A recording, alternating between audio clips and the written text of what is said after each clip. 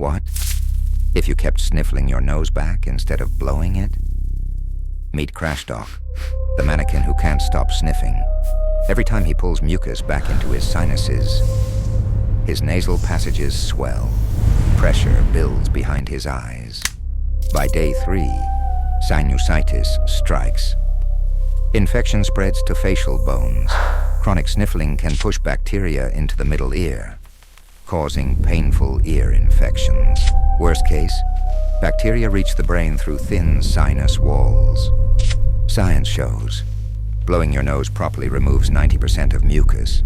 Sniffling, you're just recycling infection.